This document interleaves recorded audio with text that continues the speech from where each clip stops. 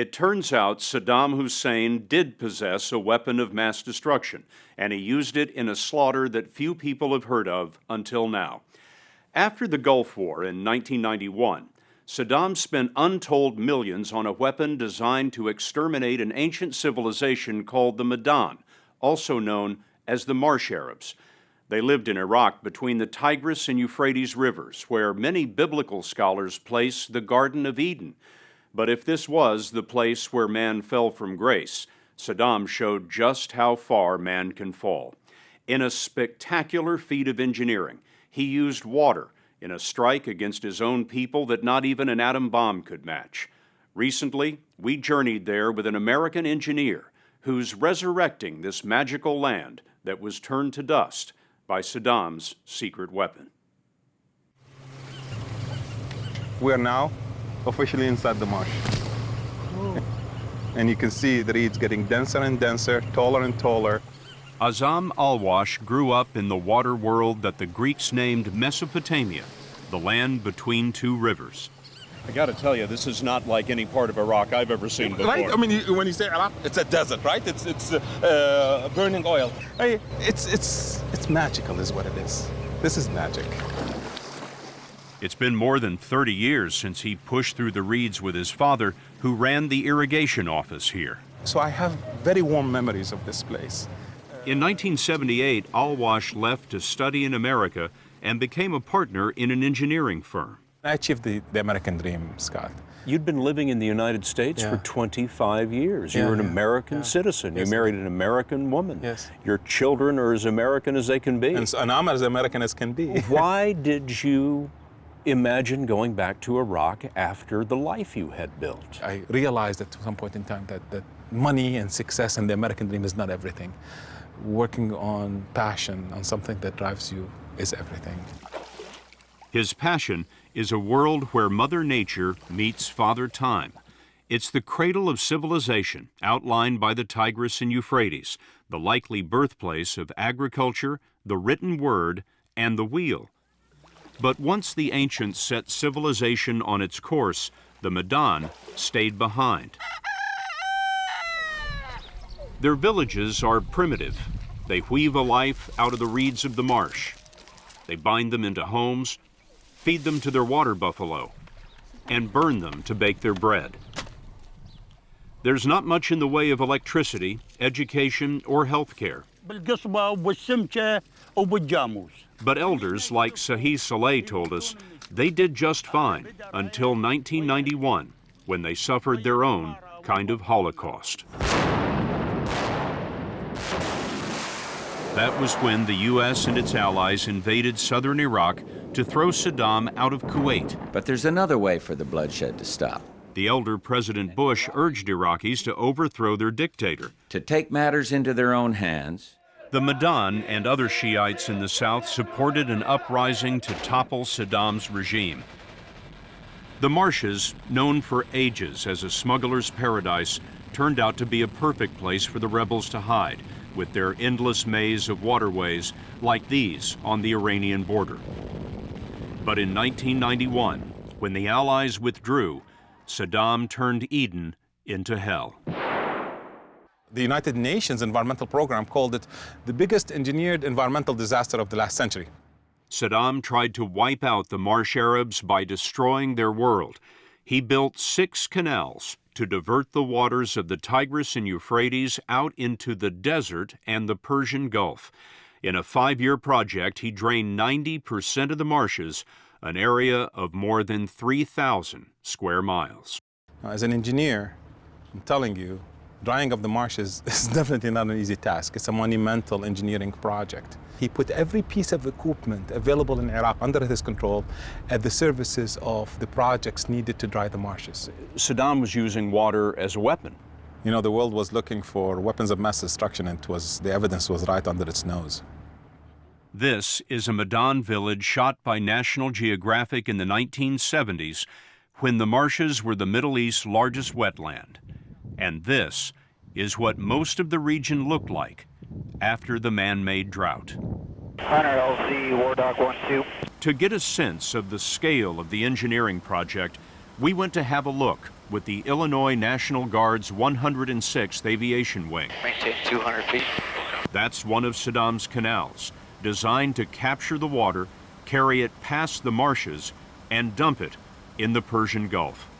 One embankment runs through the middle of the picture, but this man-made canal is so wide you can hardly see the other side more than a mile away. In fact, it's wider than the Euphrates itself. It's an unbelievable engineering achievement. This is my first time seeing it from the air, this close up, and it is spectacular. No one will ever know how many lives were lost and how many families were left in misery by the genocide that followed. They didn't even wait for nature to die a natural death. As soon as the embankments were finished, they put light to the reeds of the marshes. Set fire to the reeds. Set fire to the reeds. The cradle of civilization Where Eden was desiccated. dead.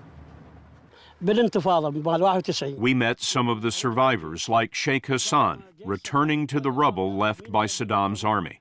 What happened to the village after everyone was ordered out? I mean, what happened to this house? كسر حوالي 180 بيت مثل هذا البيت. The government gave us 3 days to get out before the tanks came and crushed our houses. They destroyed about 180 houses in the area. Hassan told us that many of his tribesmen were found in mass graves. Across the region, thousands were killed. About 100,000 were forced from their homes. But then, 12 years later, when Saddam fell, Azam al-Wash helped launch a counterattack on the fortress of drought. We're coming to it right there. Oh, this is where you knocked the hole in the dike. That's right. So you brought heavy earth-moving equipment in and knocked a hole in what Saddam's engineers had built. Indeed. I got the last laugh. It was the beginning of his group called Nature Iraq that has developed a plan to restore the marshes. The thing is, it was a small hole. As the water starts flowing, it started digging its own passageway. You just had to break it. Just let the water start going. So the Euphrates just pushed its way through there once you broke it. Yes, once you let the water go in, it just makes its own way. Al-Wash's travels can be dangerous. This is still a war zone. We traveled with a security team lent by the Italian Ministry of Foreign Affairs and with a squad of Iraqi police. Oh, the IP is following us. They found us, yeah. Al-Wash wasn't sure that just reflooding the barren earth would resurrect what was lost. But when we traveled deeper into the marshes, we saw what's sprung up since the waters returned in 2003. There. Oh, look at that. Look at that. We have entered another time. This is the water world. In the middle of the desert. Wow. All these houses built with nothing but reeds. Without reeds, you can't have this way of life. Reeds are the skeleton of these people's lives. The House of Reeds is called a mudif. Al-Wash wanted one as a meeting hall for his project, and we were there to watch the construction. It's made of nothing but reeds bound by reeds. The arches are planted in the ground and pulled into shape. Then woven mats cover the top. Al-Wash's mudif is 15 feet tall and 70 feet long. It's where we did our interview and where one of the village elders came to entertain us.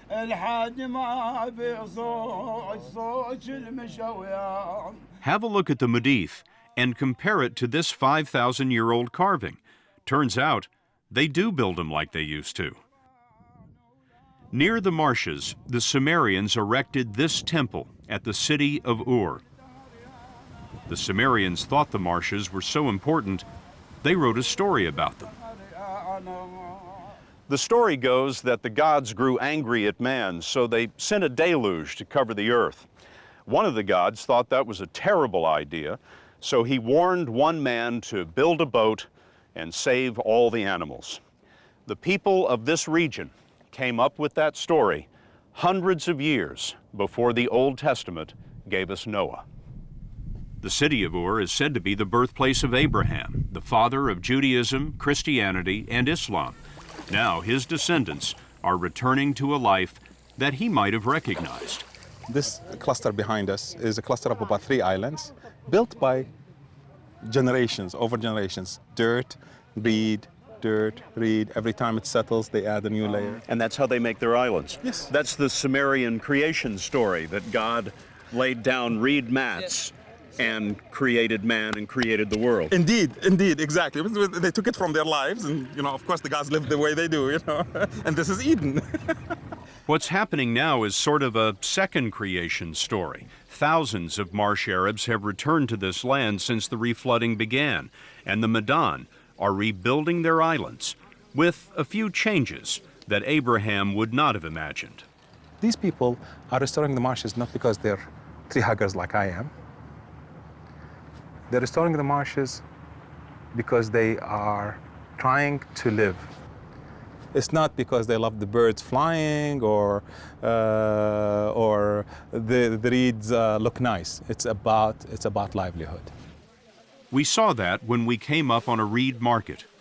Families were bringing their harvest to a place where the new waters spelled the end of Saddam's road.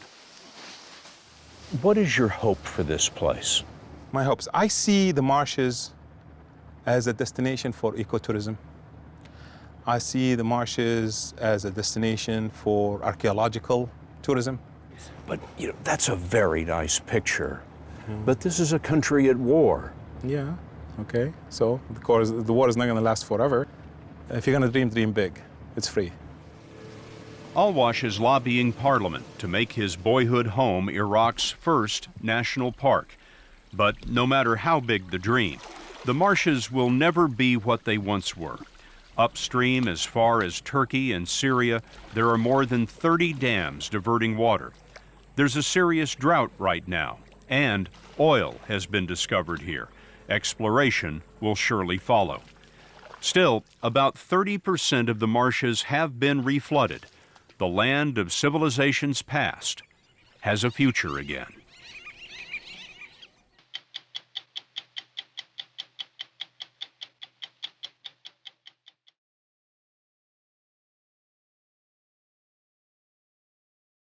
One of the most significant efforts to study changes in the climate has been taking place near the top of the world.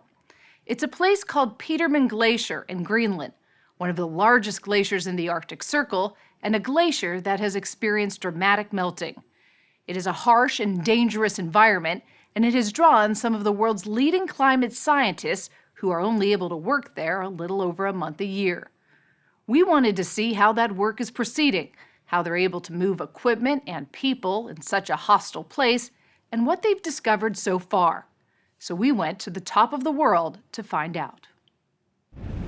Our journey took us 700 miles above the Arctic Circle to the U.S.'s Thule Air Force Base in northern Greenland, built at the start of the Cold War to watch for Soviet missiles. It is an alien landscape, home to curious Arctic hares and packs of prehistoric-looking muskox.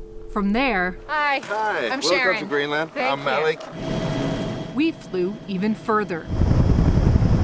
The destination, Petermann Glacier. It's on the northwest coast of Greenland, just a few hundred miles south of the North Pole. To get there in a helicopter took us 4 hours over a rarely seen landscape that is both severe and serene.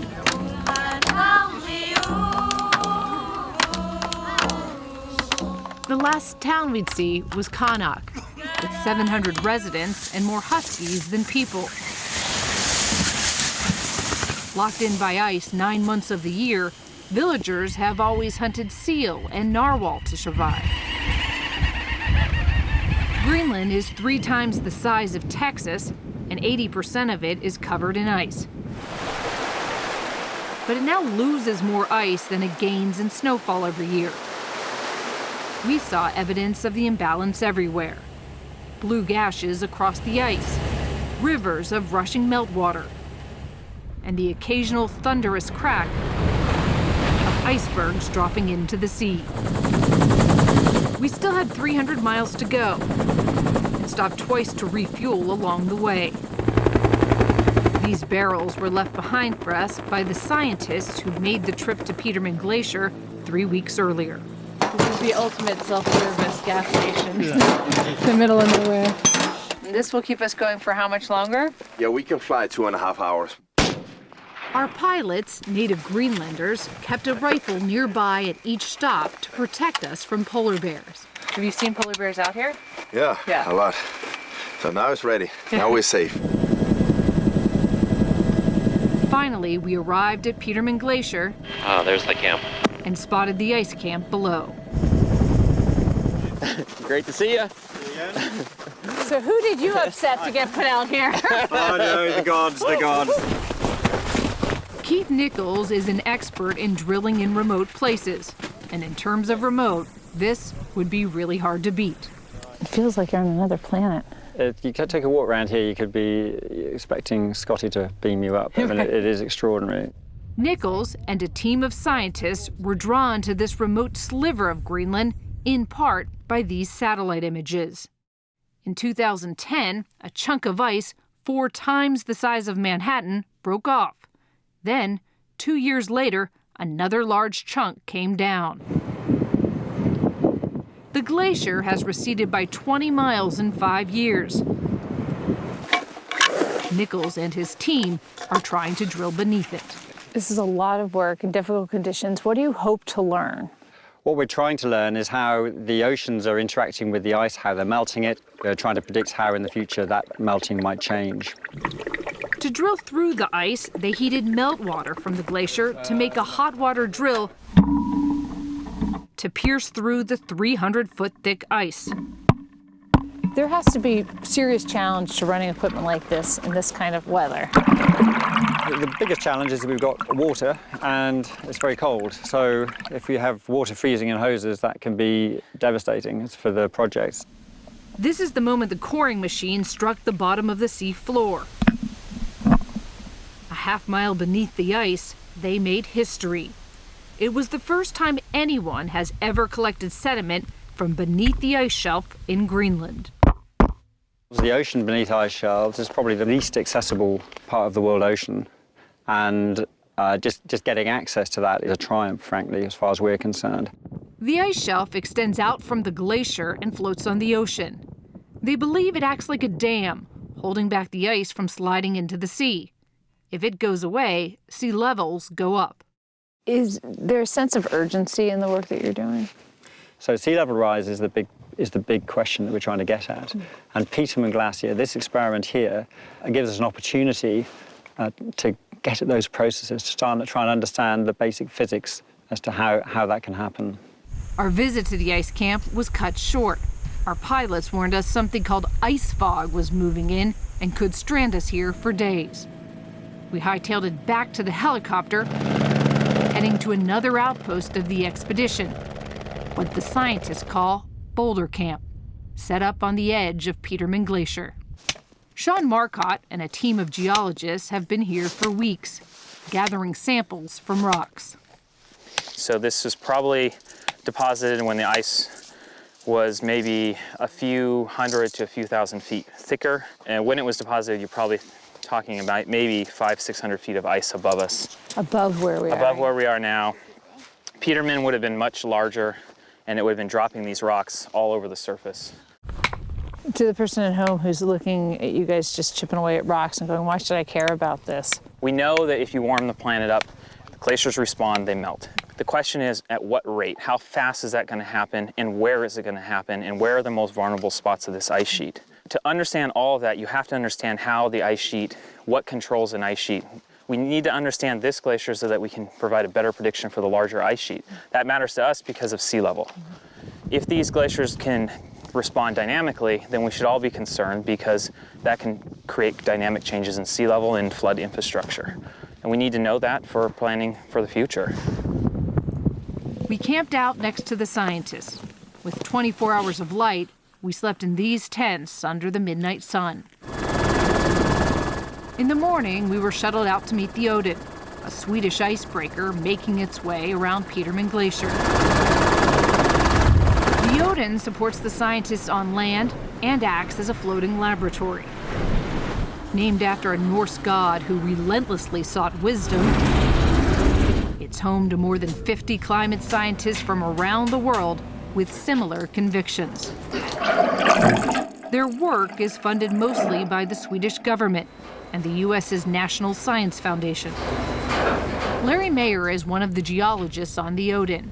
He's using sonar to map the ocean floor, creating the first detailed maps that show how Petermann Glacier slid into the sea.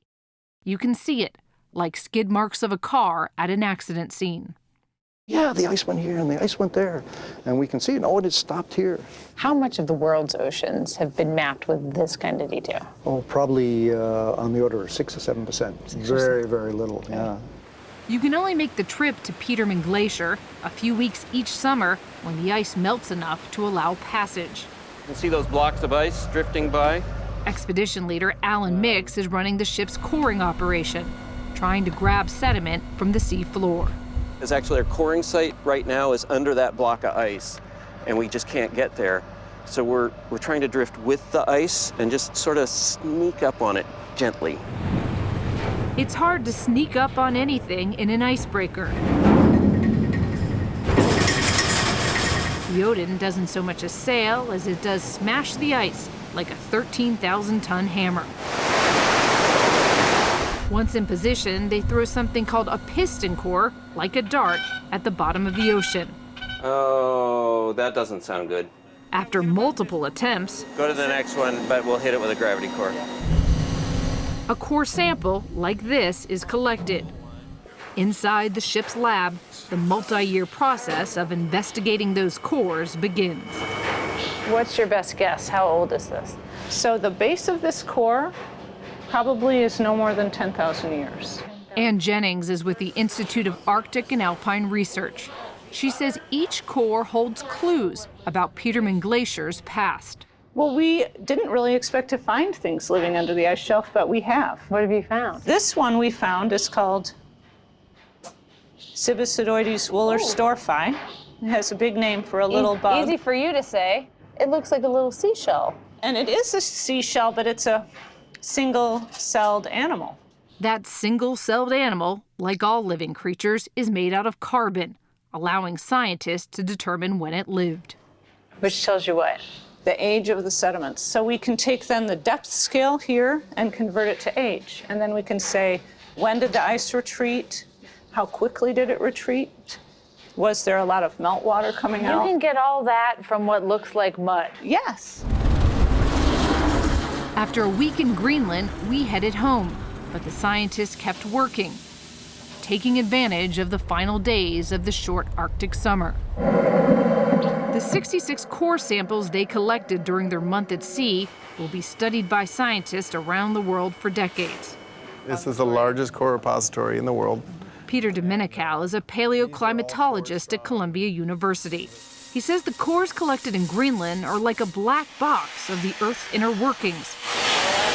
This one he collected just south of Greenland. So this is today's climate, and we've had about 10,000 years of relatively warm climate.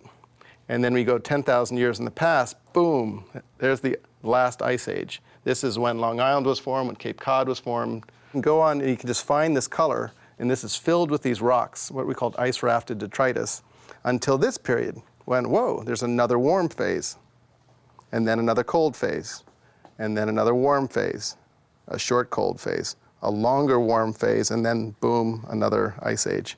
And so you've had cold, warm, cold, warm, cold, warm today. How do we know that the warming we're seeing now, and how do we not know it's part of this warm, cold, warm, cold? That's a great question. These transitions are gradual and kind of almost like a tide wave or something. And this transition, when you get to today, goes boom, suddenly very warm. Domenical says the cores pulled from Petermann Glacier will fill in a crucial piece of the climate change puzzle. How impressive was it that they got to Petermann Glacier? It's impressive. What's more impressive is that we haven't been there every year and that we're not doing this every year. We should be doing this, we should be monitoring this whole system with much greater focus than we are now. How quickly have we seen the changes in Greenland? The changes that are happening right now as a result of human activities are remarkable, and they're happening incredibly fast, and it's not only happening fast, but it's accelerating. And it's important to really get our mind around what we're saying there. We're not just saying that climate in the Arctic is changing, it's changing at an accelerating rate. So it basically means It's starting to melt, but it's melting at a faster and faster clip. So anyone who knows what it's like to fall off a cliff, that's what it's doing.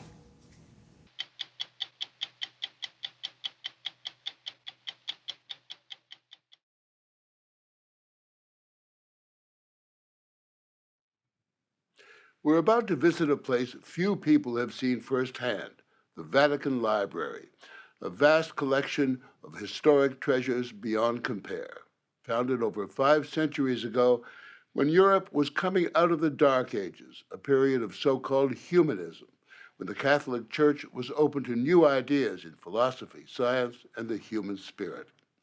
It's the Pope's library, but it contains much more than just church documents. There are manuscripts going back nearly 2,000 years on music and math, warfare and exploration, even cookbooks and love letters. The library is closed to the public, a place for scholars only. But the Vatican agreed to let us in to see some of the priceless artifacts of our collective past.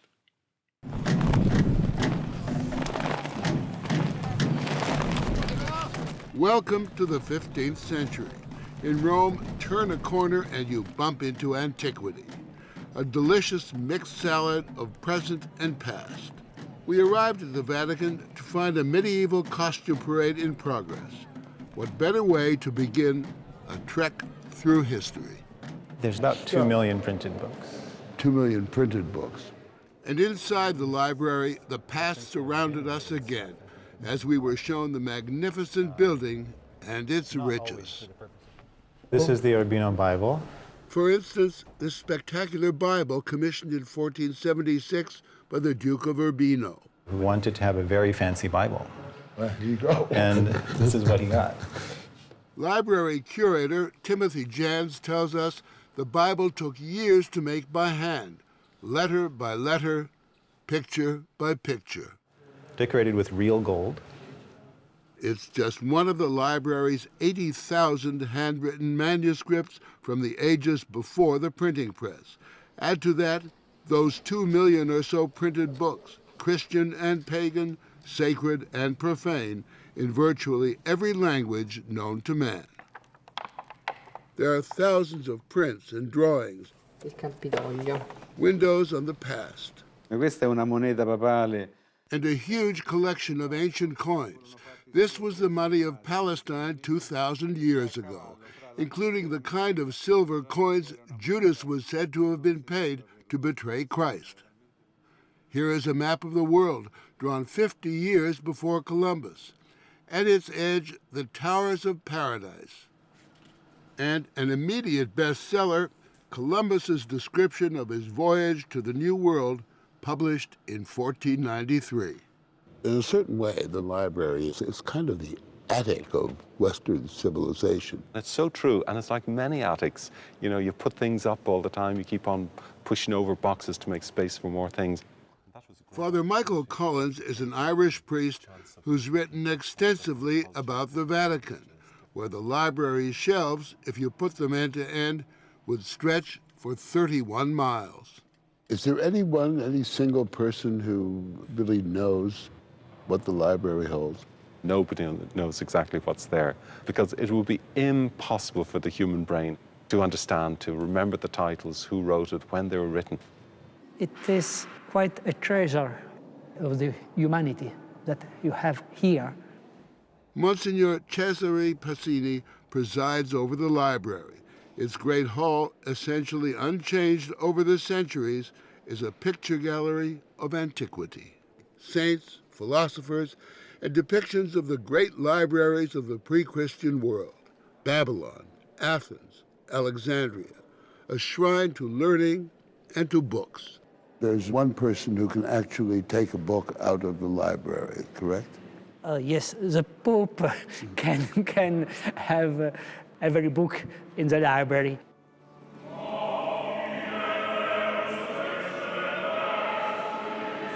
If St. Peter's Basilica represents the splendor of the church writ large, the library nearby is a testament to the monks and scribes who made magnificent miniatures in times past. Here, some devotional music commissioned by Pope Leo X. and the text of the Christmas Mass used at the altar by Alexander VI, both manuscripts 5 centuries old, written on parchment, treated animal skin. You will often see the skin of sheep being used, sometimes goats. Christopher Celenza, director of the American Academy in Rome, is a scholar who's often used the library. He says that writing on parchment was not only tedious, but expensive. If a monastery wanted to produce a Bible that perhaps had 400 pages, it might cost you 400 sheep. It's an investment. Beyond the academic work, did you ever just come here to hang out and flip through stuff and see what you might discover? I think all of us have come here at one time or another with the hope of discovering something, having a general direction in which we're going, but not quite knowing where it will wind up.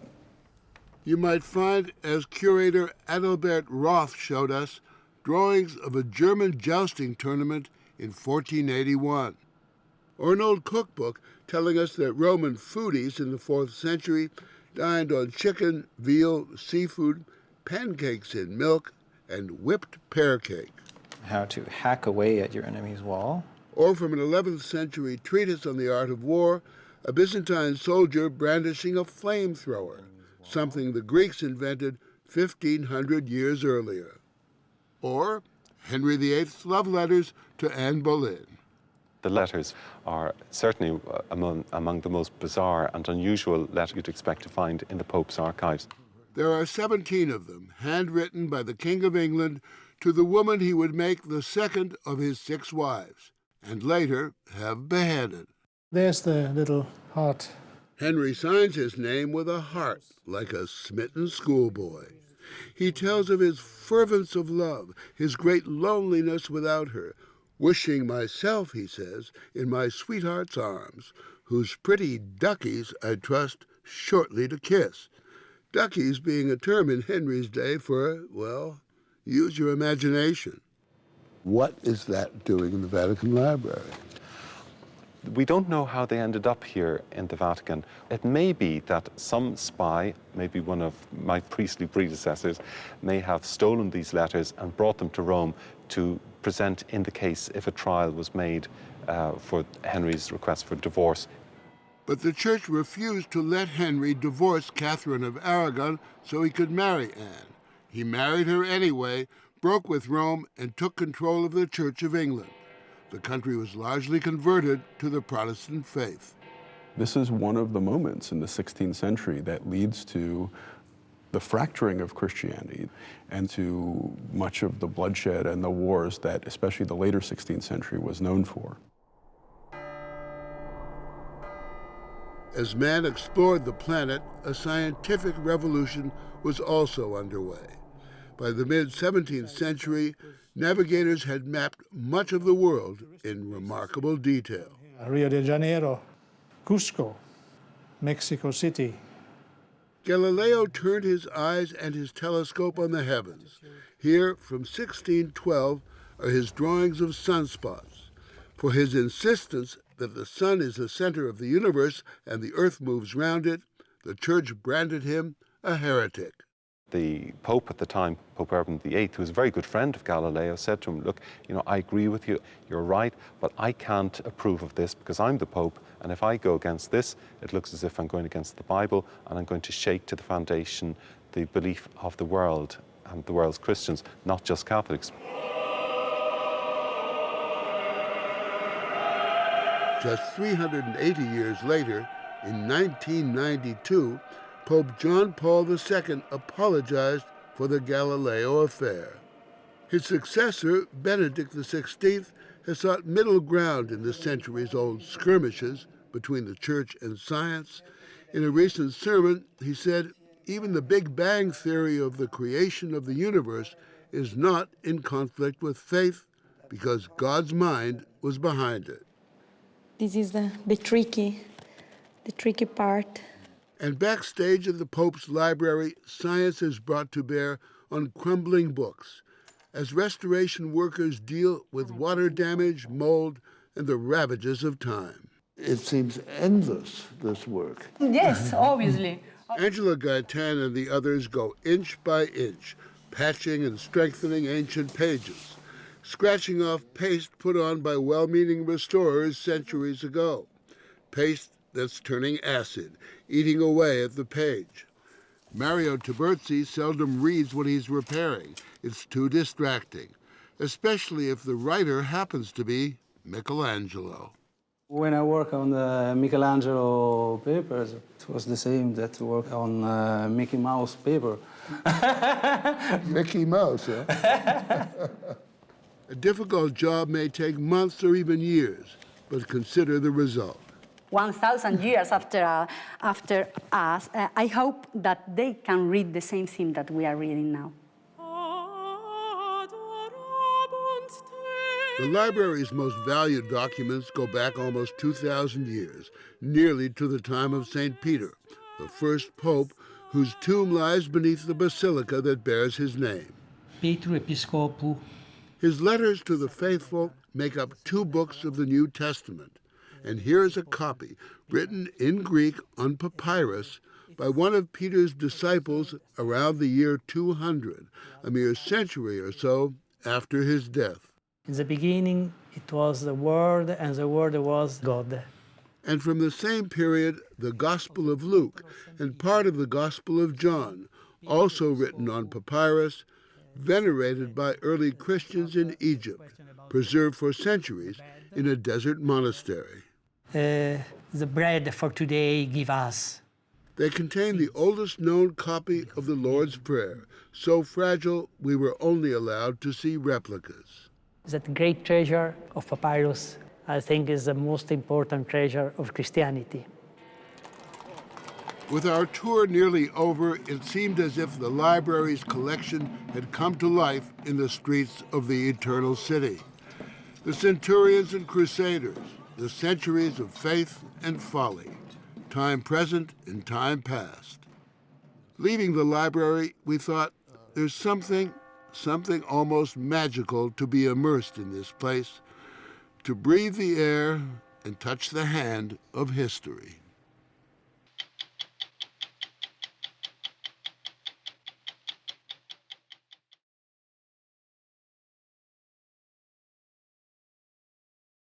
The Eiger in the Swiss Alps is one of the most forbidding mountains in the world.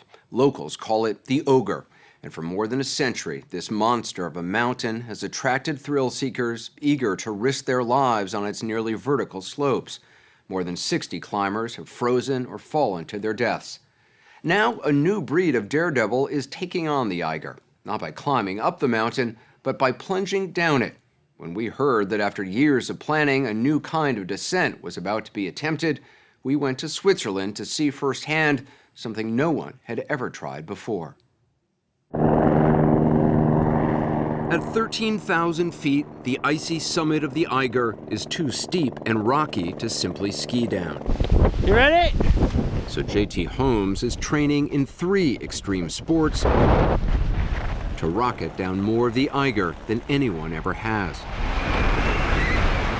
Right now, he's practicing one of those sports, speed riding, on a nearby mountain slope with his friend and cameraman, Valentin Deluc. To speed ride, JT is using skis, but he's also attached to a glider-like parachute called a speed wing. It allows him to soar over rocks and ledges impossible to ski. You're capable of transitioning in and out of flight at will. So you're both skiing and then you're flying. And then you're skiing a little bit more. Exactly. But speed riding will only take JT so far down the Eiger. He'll also ski off a cliff and then free fall the rest of the way, all in one long, non-stop, breathtaking ride. 3 sports, 1 run. And they're my 3 favorite sports, so. These are the 3 things you love? Yeah, these are 3 of the things that I love. JT needs perfect conditions for this dangerous descent, and so far he hasn't been lucky. Weather on the Eiger is unpredictable. Fierce winds whip the slopes and change direction dramatically. JT checks the Eiger every day to see if he can finally head to the summit. The past 2 years, he's had to cancel plans because wind blew the snow off the top of the mountain. Today the conditions are not right. Well, yeah, today you can't even see the top of the Eiger, so first of all, you couldn't land a helicopter up there. How long have you been planning this? You know, first kind of thoughts of it were upwards of 6 years ago, but really focused on it for 3. Why is it taking so long? Be putting your life, you know, in unnecessary risk, so I need the right day. JT is well aware of the risk. He started out as a professional skier. The steeper the slope, the better. Ready, set, go! Now at 35, he makes a living through endorsements and filming his remarkable feats. When we first met him 6 years ago in Norway, he and his daredevil friends were pioneering the use of wingsuits, jumping off mountains and flying at more than 100 miles an hour. But in the last several years, a number of JT's friends and acquaintances have died in wingsuit accidents. Eilif Ruud, who was flying with JT in Norway, was killed in 2012 when he struck a cliff and fell 1,000 feet. JT won't be wingsuit flying off the Eiger. The most dangerous part of his descent will be after he finishes speed riding, when he tries to jettison his skis and free fall down the rest of the mountain. To practice, he makes base jumps without skis off a tiny, slippery piece of rock he calls the mushroom. I stepped off the helicopter onto the mushroom, and that was fine. I had good grip. But then I took another step, and there was this really thin ice layer. Yeah, it feels more uneven than I remember it. He's off. He falls for about 20 seconds, accelerating to 110 miles an hour before opening his parachute. He's strutting right toward us. The parachute's open, it's a white parachute, he's red. That was amazing. How was it? Scary. When JT jumps off the cliff on the Eiger, he'll have his skis on. Properly releasing them is critical. What's the danger if you can't get the skis off? You're at risk of an unstable parachute deployment or a snag. So the biggest danger is that the ski is going to get tangled up in the parachute? That's the risk.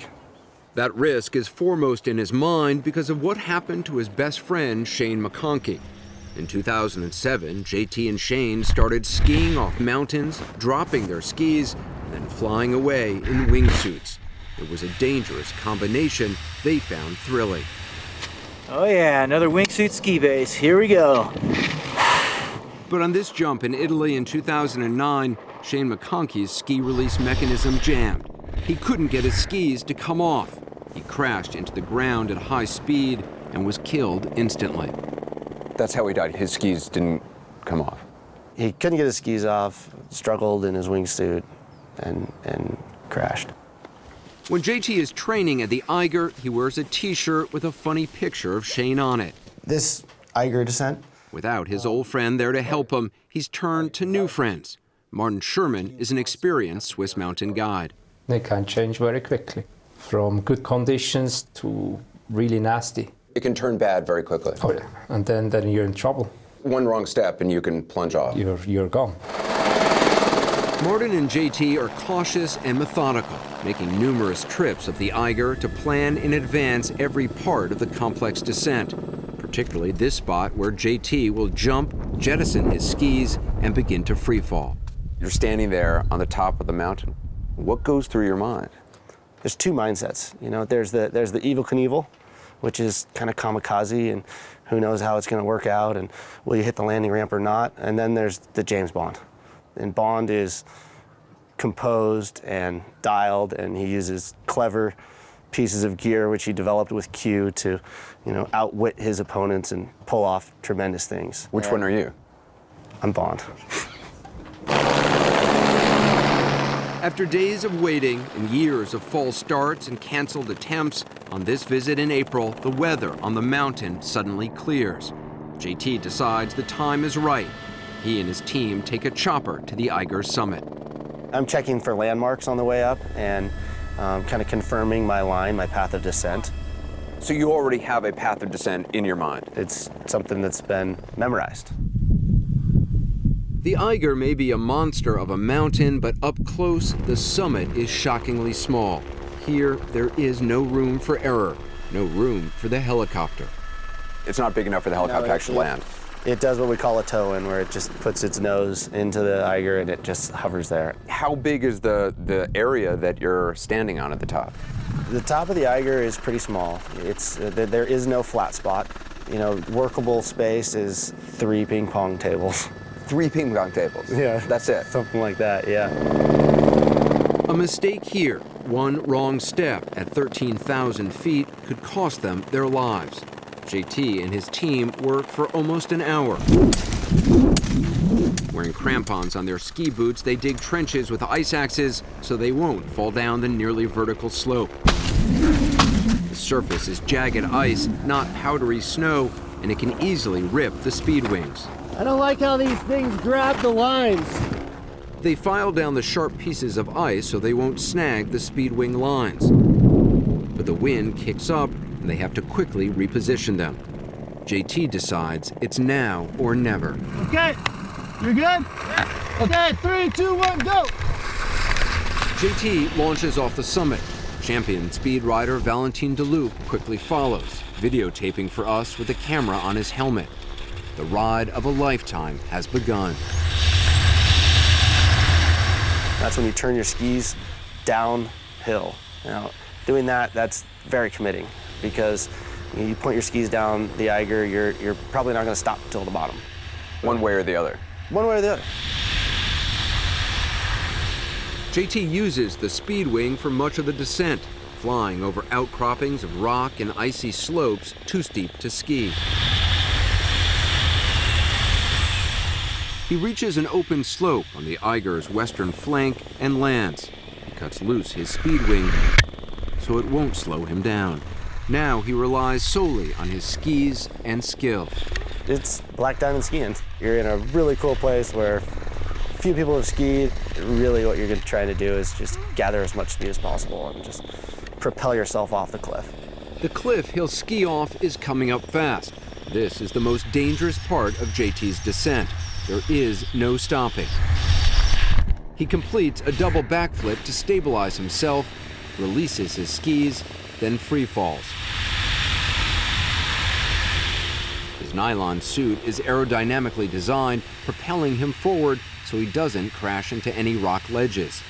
He falls nearly 2,000 feet, finally opening his parachute. Woohoo! Yeah! Yeah, buddy! He drifts safely to the ground, landing more than a mile below the Eiger's summit. Whoa, dude! Woo! Oh my God! That was pretty intense, man. Nailed it. Nailed it. Nailed it.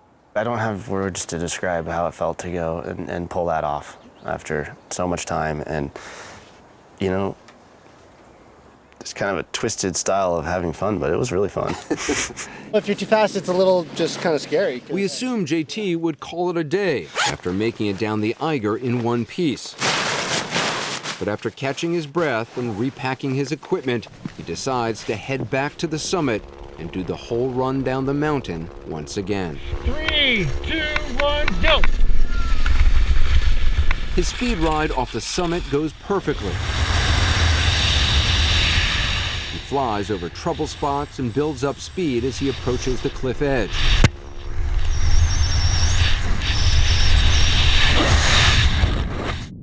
But when he tries to release his skis, one of them won't come off. This is what killed his best friend, Shane McConkey.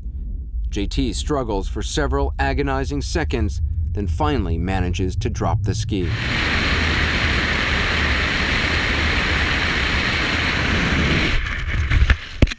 It's a close call, but it doesn't seem to stop him from enjoying the rest of the ride. Could you give it up? I believe that I could, because I don't feel that I'm, addicted to this sort of type of thing, this adrenaline or this sort of high-risk activity. You're not an adrenaline junkie, you don't think? Absolutely not. I prefer adrenaline enthusiast. And I truly believe that I don't have to do this, and I truly believe that I enjoy doing this. That's pretty clear. The day will come when I tone it down significantly. But that day's not here yet. It's not today.